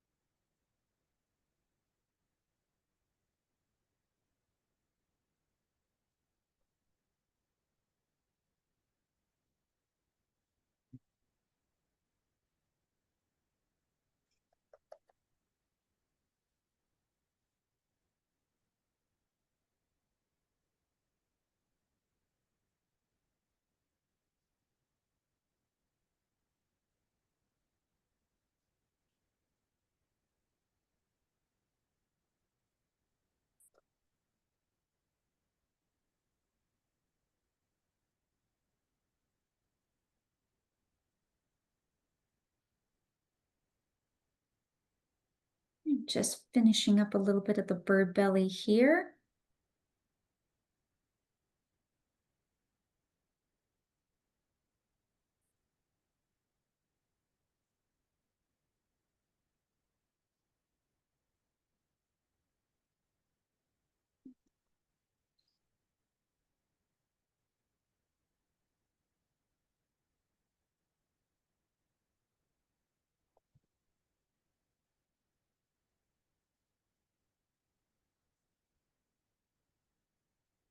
And if you see any little spots that show the fabric color underneath, you can just add in some little extra stitches to give it the density that you would like. So I have finished the body, and now he just looks like a white bird wearing a little red sweater vest. And what I'm going to do is add some longer stitches at the top of the wing here. They're going to have some of our longer ones here, just a bit of them. These are going to feel a little strange at first. What I mean is we're just going to do big, long stitches. They're going to be like so and like so. The reason why is these are the flight feathers, right, for their wings. So we want these to have a slightly different look, not the short downy feathers that we get on their bodies, but they have such long feathers for their flight feathers. So I want to make sure I've got the top of the wing here.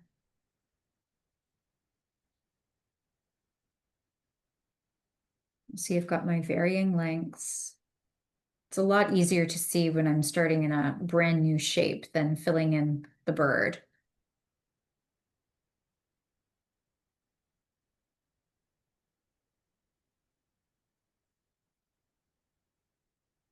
And some really big long ones here.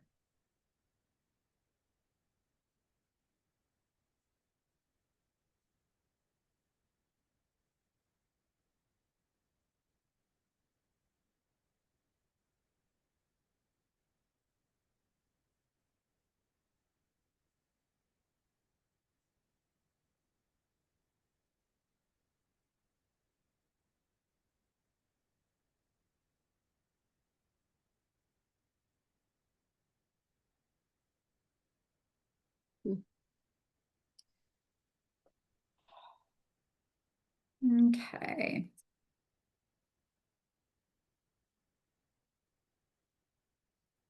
All right.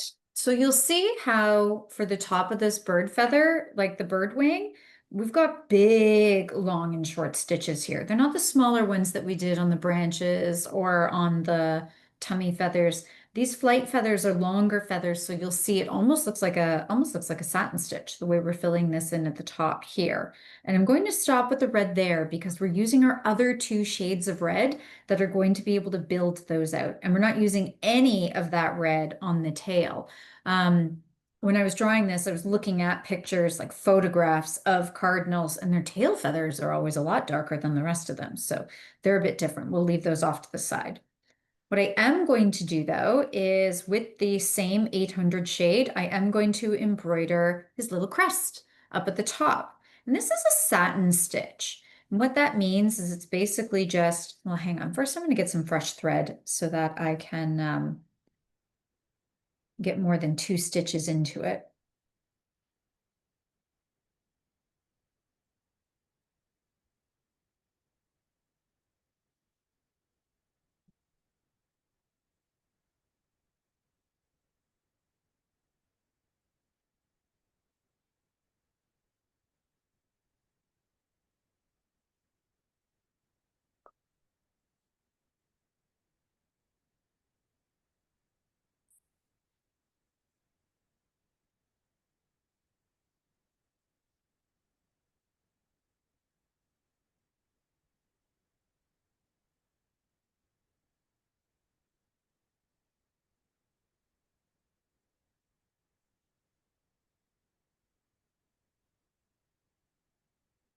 All right. So for doing the crest for satin stitch, what I'm going to do here is a big long stitch through here, just like that. it's not quite the top because that's not actually going to be a straight angle, but it gives us their stitches the directionality. Then I'm going to come up on the What color line. thread is the crest? Pardon? What color of thread is the crest? This is still 800. I've not moved any of the other colors yet. Oh, okay, because I'm nowhere near where you. That's okay. That's okay. My goal is to make sure that for the replay, you've got the entire thing. All right. But it's already 7:30, believe it or not. Yeah, I believe you. So I need to make sure that this is available so that you guys have the whole thing that you can work through. So for this one's going to be satin stitch. And there's that first stitch that sets the direction. Then I'm coming up a little bit shorter. If any of you remember old dot matrix printers, the line here is just going to be a little bit shorter at both ends. And that's what helps to develop a little bit of a curve. So just making it a tiny bit shorter each time gives us that curve there. I'm going to come back over here and finish filling in my shape.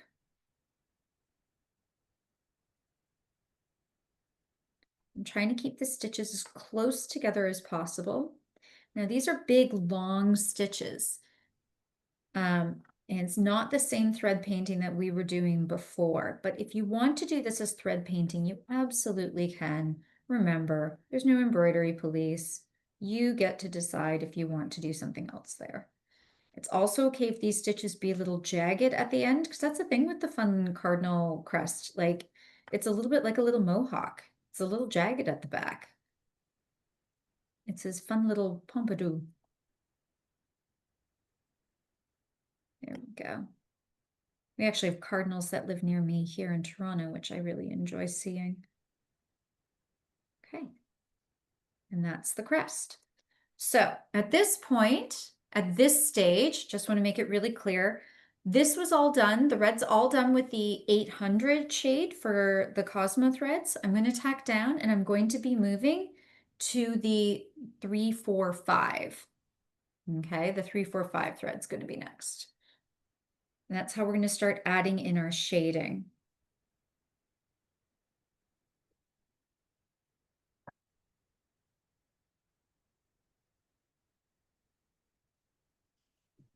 So I am using the shade 345, sort of like a tomatoey red. And same thing, we're using our 2 strands whole way through.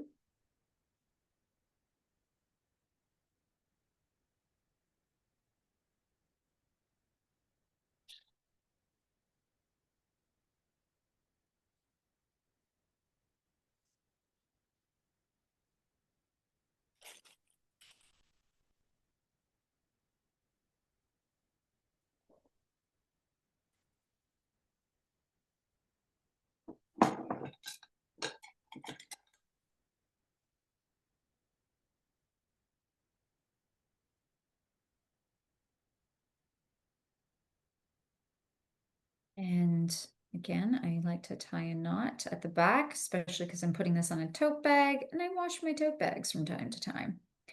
Okay, so I'm just going back to one of our finished samples here to take a look. What I'm going to do is I'm going to be using the tomato red to be setting some of the flight feather stuff in the tail at the back here, as well as to be adding in some of the shading here as well. Then we're going to use our darkest red after that to do the edges and the rest of the tail feathers. Okay, so I am going to come in here. I'm coming up on this side. I want to keep moving in the same direction as the wing. Adding long stitches here. These are still in our long and short, but we're varying the lengths, right? But they are long stitches.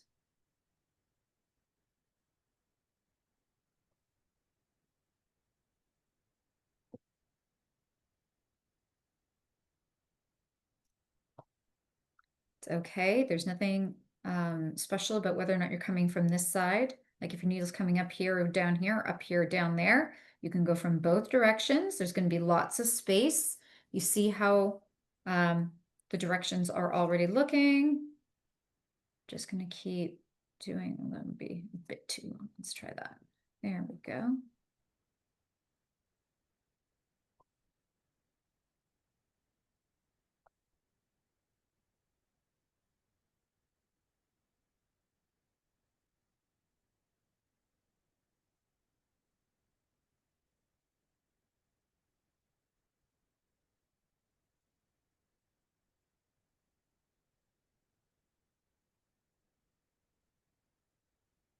Okay. I'm going to do a couple more on my wing and then I'm going to move to my tail. This is very much, this is not a science, this is an art, right? So if you want someone who's going to sit there and say it takes precisely 8 stitches of the shade 345 on the wing, it is not precisely 8 stitches. You get to decide how much of each of these shades you want to add in, right? We're painting with that thread. We want it to look a certain way, but you get to decide exactly what that way is going to look like. Okay, I feel good about this wing. I like how that's looking right now with the extra shade. I'm going to go to the tail now. I'm going to come up right here on the line. Big, long stitches.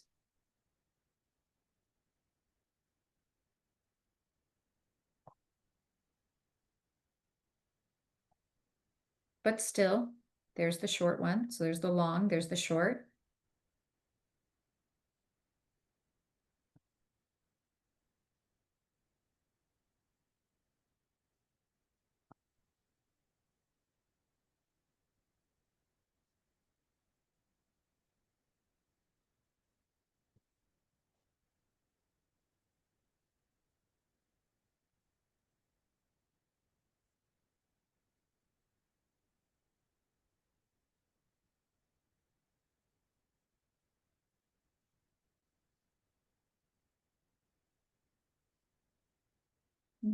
Okay.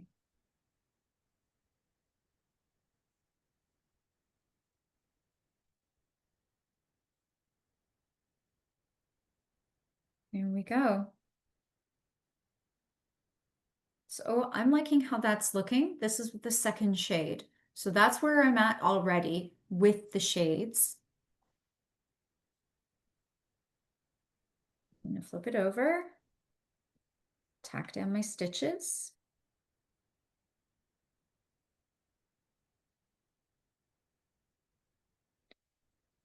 Oh, my needle's all tangled. There we go.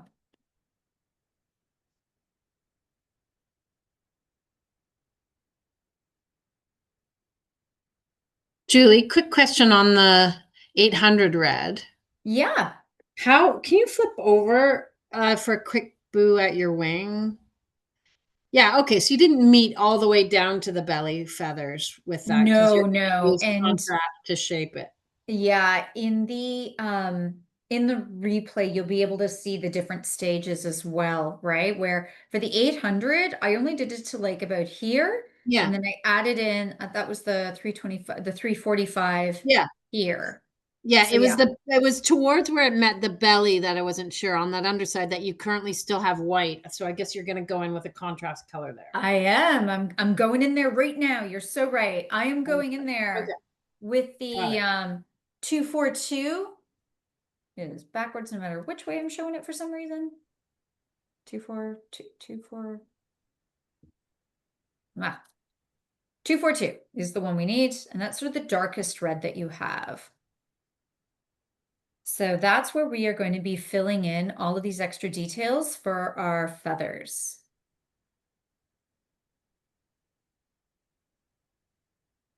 Same thing, we're doing our 2 strands.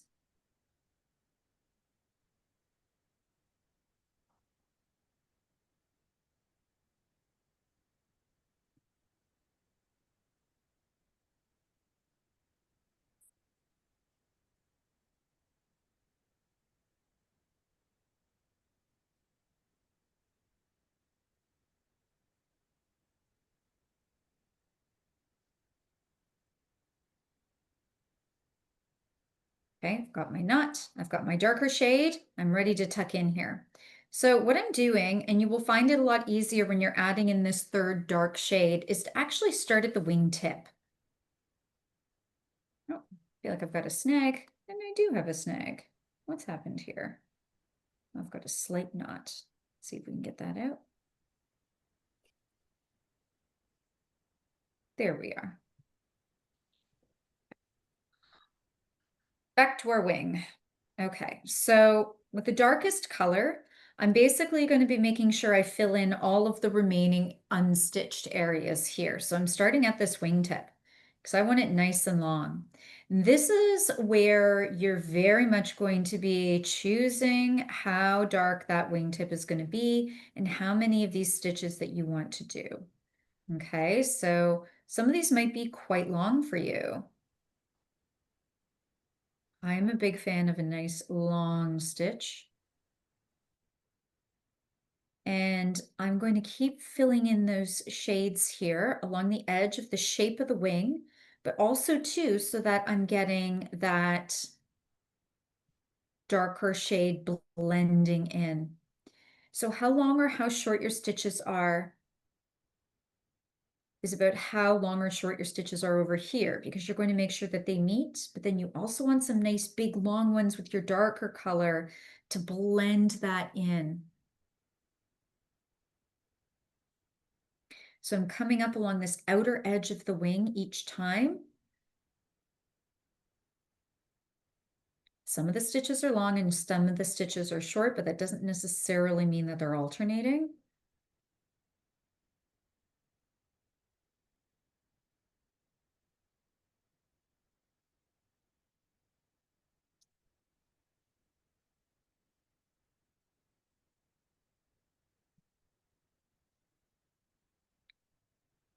I like to really layer them in so that it's got lots of depth. Mm.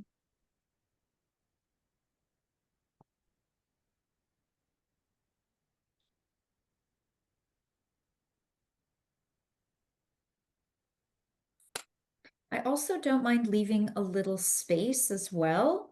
That's okay. But if you want to close it up, you can. I'm going to add in a few more here because I feel like I've got some sparseness. You can run the tip of your needle through your threads to kind of get an idea for how they're sitting. And you can add in how long or short those stitches are that you want to add in. Get them looking the way you want them to look. There we go. So I'm feeling pretty good about this wing. I think this wing is looking how I would like this wing to look. So now I'm going to go over here to the tail. Now I finished here.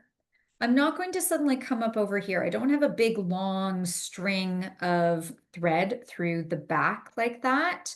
This is okay, but I don't want it to end up all the way over here with a long piece, particularly if it was something that you were going to use and you might find that this gets caught on something. So what I'm going to do is start in at the bottom of the tail feathers here, like where I previously stitched, so that my thread does not have quite as far to go through the back of my work. And I'm going to do big, long stitches again here.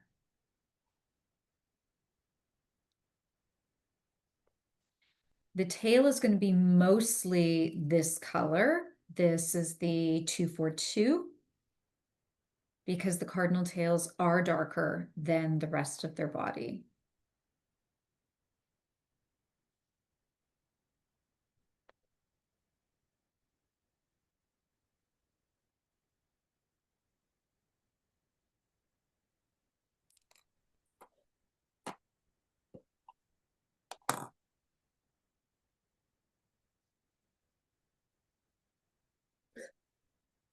Remember to untwist your needle, especially for some of these really long stitches, because the threads are going to really have a lovely sheen to them if they look like they're laying nice and flat and untwisted.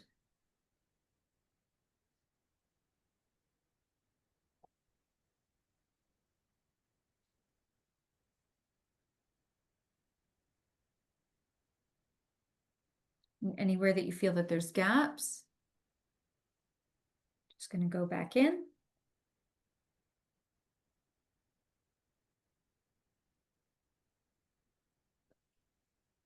There we go.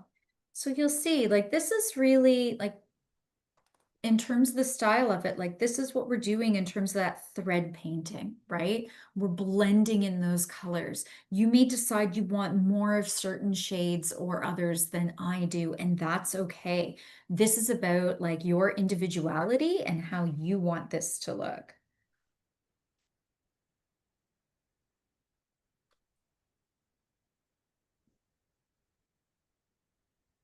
Okay, so I've done stitching my bird feathers. I'm now going to come in with the black and do the details of Mr. Cardinal's face.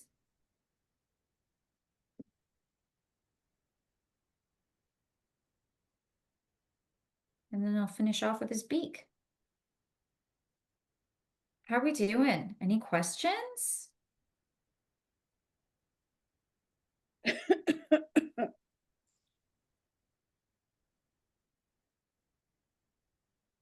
And remember, I'm going at a brisk pace because I want to make sure you've got everything that you need for the replay as well, right? So So I only get one replay of this, or can I replay it a few times during the week? So probably a few times, but Karen, you would know more than Yes, I do Karen about the would know. replay. Karen, are Yeah, you? you'll have access to that for, I mean, I don't have a limit on it, so you can, I'll post the link and then you can just watch it at will. Oh, that's great. Yeah. Because my hand and my brain don't seem to be beautifully hooked up. I've noticed that. I completely understand, and especially now with the light changing and it's so much darker sooner, and you need good light to stitch, right? Yeah, I didn't have it here. No, I completely understand. I also find too, when I teach workshops, sometimes people are like, you know, maybe I should update my reading glasses prescription. Like, I wear reading glasses when I'm stitching as well, but I don't need them for when I'm driving or anything else. So for the black details of the face, I'm just filling in all of this little area around the beak. And it's okay if I'm overlapping my black a little bit into the red.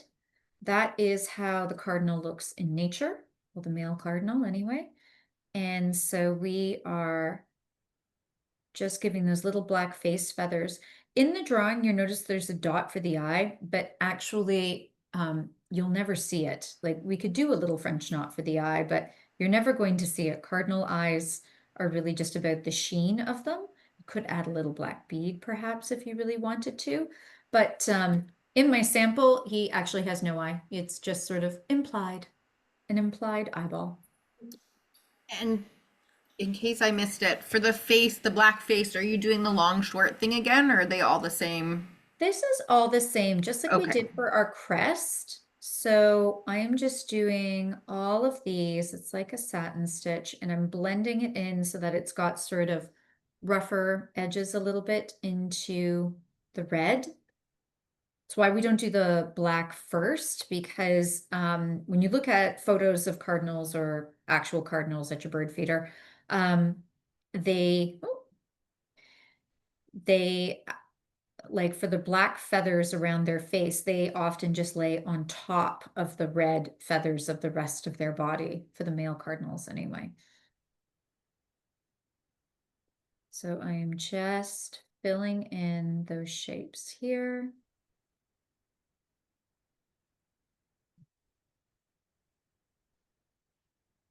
And keeping the stitches close together for satin stitch. Because we're actually covering a lot of ground. There's a lot of thread painting here, especially with his lovely feathers. And then, of course, the texture on the branch as well, the texture of his tummy feathers. But we've also done the back stitch on the stems of the spruce tips, straight stitch for the spruce tips, and then satin stitch for the crest and the black face. And we'll also do satin stitch in the orange for his very orange beak.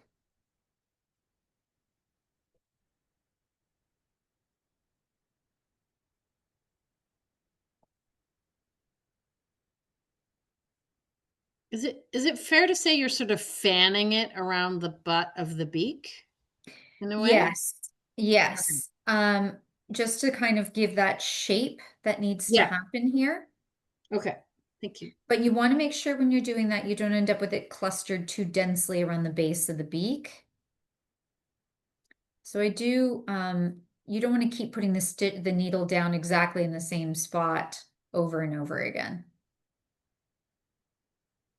So if you can see here, I've moved it all the way around and it's just lightly fanning out. And we've got our little bird there. Alrighty, just going to tack this down.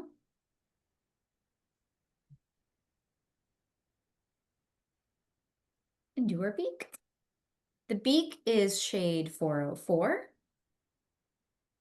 The Cosmo threads do have a lovely sheen to them. Very nice.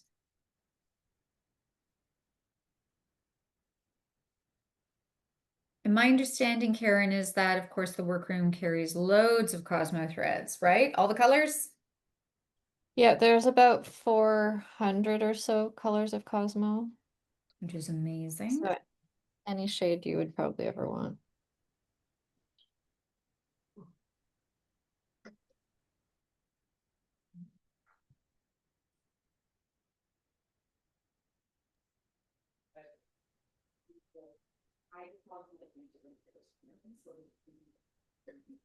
And we did include multiples of the bird so that you could, you know, you got your practice one and then you can do another one as well. Yeah.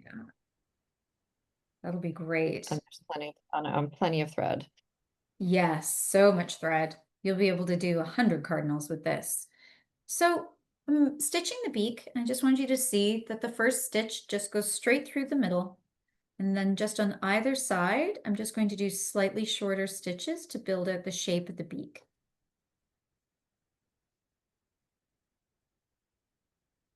When we were doing the black, we could be pretty imprecise because we were dealing with feathers, but the beak needs to be a little more precise. So definitely take your time with that. Make sure you're coming up on the line and going down on the line as well. Just to give that beak some nice crisp definition.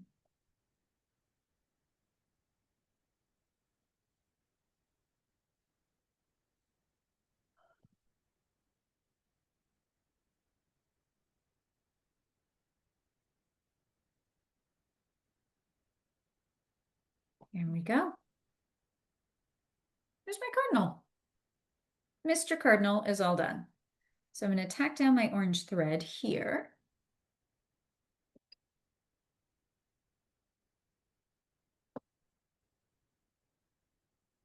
And come back over here. I'm going to take off my hoop.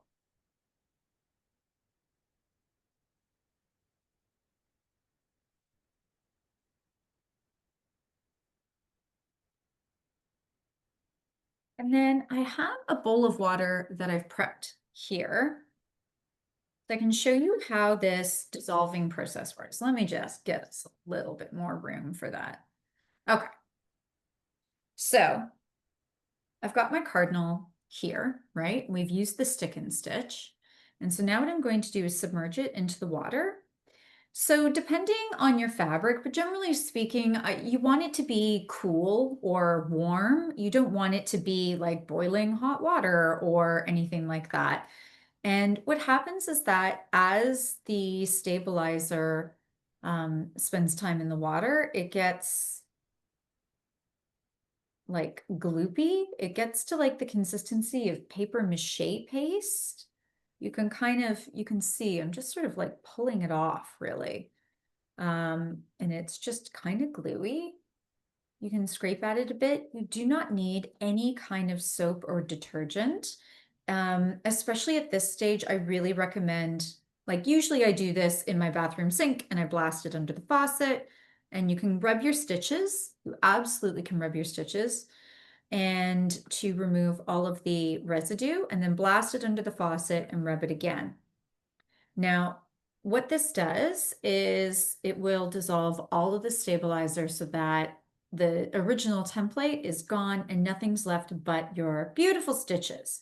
What this means too, of course, is that if any of your longer stitches feel like they got askew, when it's wet and you're laying it flat to dry, you can just nudge anything into place that you need to help straighten it out, and then it will dry and you'll have only your beautiful stitches remaining. What's great too about the stabilizer is I find it gives it like a tiny bit of like a starched approach to it when it's first finished, so that it when it dries the first time, like before you wash it a bunch of times, it will still have a tiny bit of stiffness to it, which I like. I feel like it kind of gives it a little bit of structural integrity, keeps your stitches all aligned and looking very good. And then this way too, if it's something that you end up washing a lot, it will soften and completely disappear over time. But for longer stitches, like on our tail feather, if you are putting it on something you'll wash a lot, just make sure to nudge your little tail feathers back into place. You give your cardinal a nice little pet, and then everything's all back where it should be. And Do you that's recommend doing anything to the back of the work, Julie? Just out of curiosity. You know, that's a great question. I'm just going to flip back to me for a second here. And oh, there we go. What I would say is, oh, that's bright.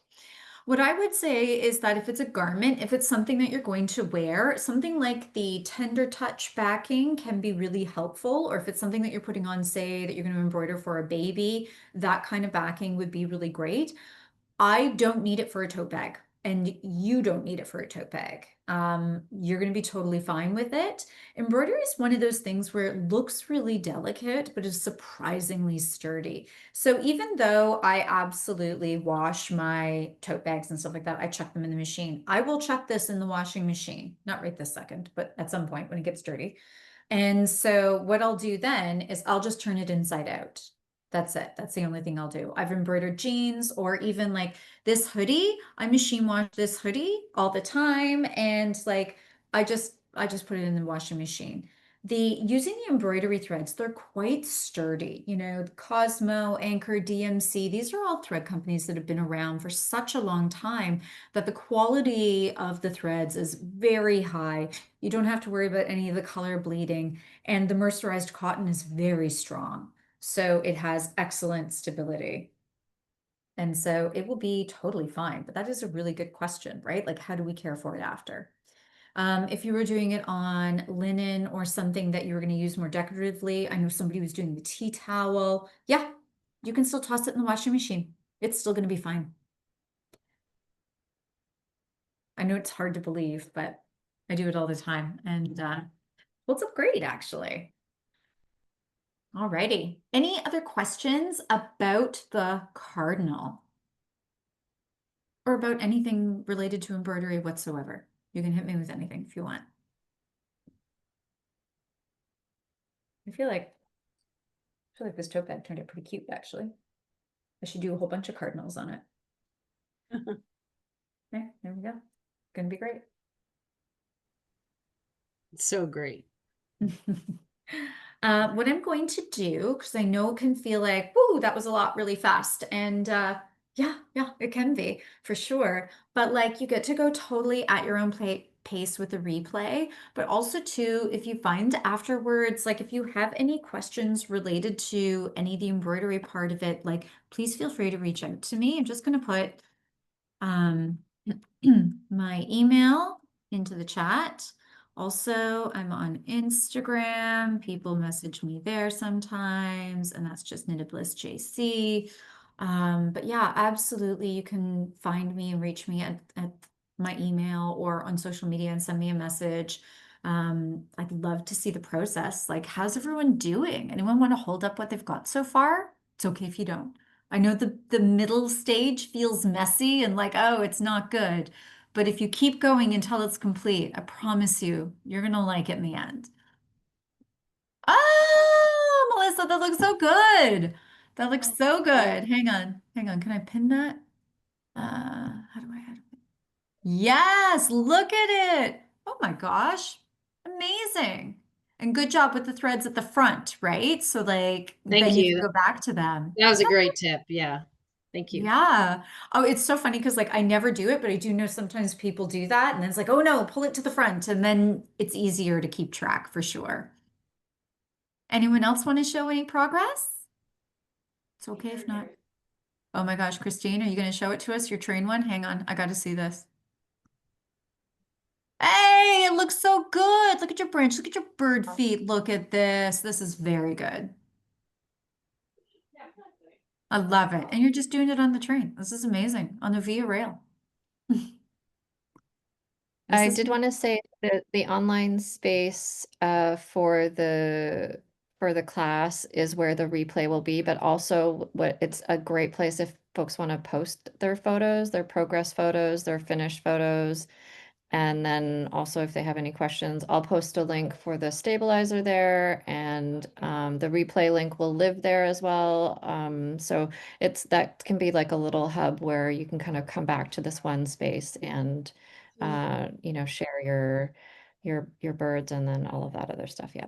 I would love that. I will definitely keep up on it. I just dropped the link for the group. I believe I did it correctly, into the chat as well for everyone. Everyone should have. I think everyone got that link. I know I helped Selena get in there earlier today. Great. Wonderful. Does It's anyone really have fun. any other questions before we wrap up? No, just huge gratitude. Was so fun. Oh, I'm Really. so glad. Thank I'm you. so glad you enjoyed it. Yeah. And like, I'm so pleased with how everyone's progress that you want to share. That was so great to see. And if you have any other questions while you're stitching, please feel free to reach out. I'm happy to help. Thank you. I Thank you still so don't much. see the where the replay is. This going to be posted in the chat? Oh, in the Yeah. space. So in the online space that we sent you a link for, the replay will be posted there. Okay. Did you? Thank Yeah, I saw that you got in there, Sarah. So it'll live there, so you'll have access to that. And then I know a few of you will be meeting again next Monday for Wild Rose. So we'll get to continue our stitching journey together. So Gonna be just wanted to fun. mention. That one's a lot more precise stitches, like French knots, satin stitch, like this. Thread painting is very A creative. little bit more free. Yeah. Awesome. Any other questions or comments, folks? Thank you so much for coming Thank tonight. you. Thank Nice you. to It Thank was so you, great. everyone. Bye. Okay, Bye. Have a good night, everyone. Night. Bye. Bye.